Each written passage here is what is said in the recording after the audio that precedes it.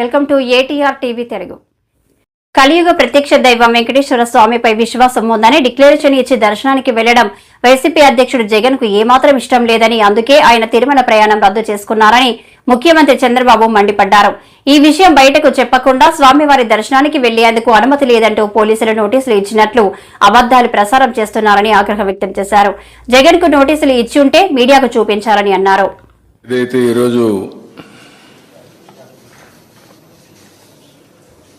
మాజీ ముఖ్యమంత్రి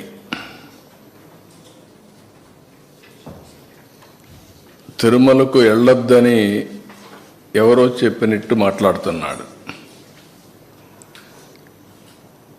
వెంకటేశ్వర స్వామి మీద భక్తుండే ఏ భక్తుడైనా సరే వెంకటేశ్వర స్వామి దగ్గరికి పోయే అవకాశాలు ఉన్నాయి. అదే సమయంలో ఎవరైనా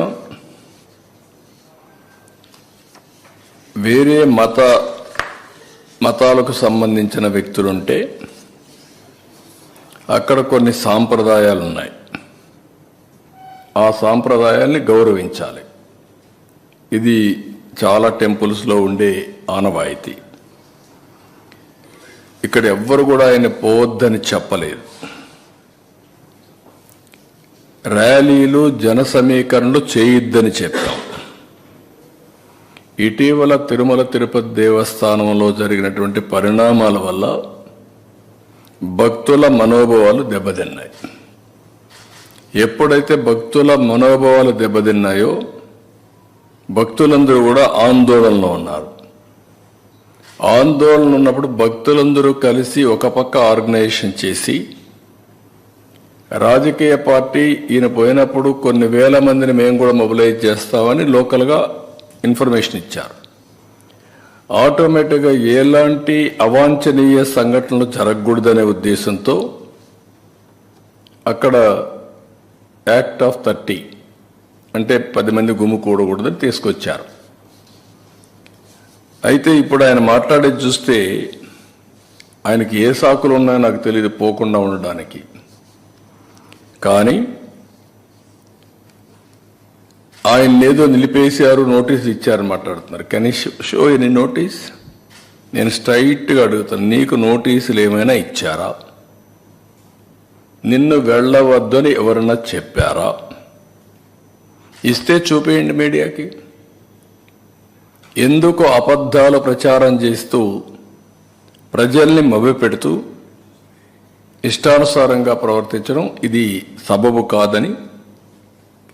ఎందుకంటే ప్రజా జీవితంలో ఉండే మనందరం కొన్ని సాంప్రదాయాలు, సమాజంలో ఏ మతానికైనా కొన్ని సాంప్రదాయాలు ఉంటాయి, ఆచారాలు ఉంటాయి. ఎవరైనా సరే అక్కడికి పోవాలంటే గౌరవించి తీరవలసిందే. దేవుని యొక్క ఆచారాలు సాంప్రదాయాల కంటే వ్యక్తుల ప్రమేయం కానీ ఏ వ్యక్తి కానీ గొప్పవాడు కాదు. ఈ విషయం మనం గుర్తుపెట్టుకోవాల్సిన అవసరం ఉంది. దేవుడి ఆచారాలని భక్తుల మనోభావాలను ప్రశ్నించేలా ధిక్కరించేలాగా ఎవరూ ప్రవర్తించకూడదు. ఇప్పుడు కలియుగ వైకుంఠమైన తిరుమల వెంకటేశ్వర స్వామి హిందువులకి అతిపెద్ద పుణ్యక్షేత్రం. అది హిందువులకు అందరికీ ఒక దివ్యక్షేత్రం. ప్రతి ఒక్కరికి ఒక కోరిక, జీవితంలో ఒక్కసారైనా వెంకటేశ్వర స్వామి దగ్గరికి వెళ్ళి దర్శనం చేసుకొని మొక్కులు తీర్చుకోవాలి అనేది ప్రతి ఒక్కరి యొక్క కోరిక. ఇవన్నీ కూడా అది మన రాష్ట్రంలో ఉండడం తెలుగువారి అదృష్టం. అలాంటి భక్తులు అత్యంత పవిత్రంగా భావించే ఈ క్షేత్ర పవిత్రను కాపాడవలసిన బాధ్యత ప్రతి ఒక్కరిపైన ఉంది. అలాంటిది ఉన్నప్పుడు అక్కడ పోయినప్పుడు నియమాల్ని, ఆగమ శాస్త్రాల్ని, ఆచారాల్ని, నిబంధనల్ని తప్పనిసరిగా పాటించాలి. అలాంటి పాటించకపోతే కొందరి మనోభావాలు కూడా దెబ్బతినే పరిస్థితి వస్తుంది.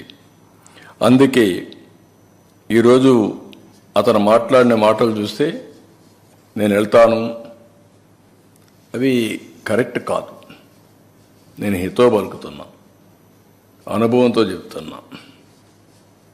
మీరు నేను ఇంత మునుపుడు పోయాను, నేను ఎందుకు పోకూడదంటే, ఇంత మునుపు మీరు రూల్ వైలేట్ చేస్తే మళ్ళీ చేయాలనా? ఇంత మునుపు చట్టాన్ని ధిక్కరించి మీరు బెదిరించి లోపలికి పోతే శాశ్వతంగా అధికారం అవుతుంది. అది శాసనాల్ని చట్టాలని చేసే శాసనసభ్యులు మనం చేసిన శాసనాల్ని గౌరవించకపోతే ప్రజలు ఎందుకు గౌరవించాలి? అంటే రౌడీజం చేస్తాం, ఏమైనా చేస్తాం అనే విధంగా మాట్లాడడం కరెక్ట్ కాదు.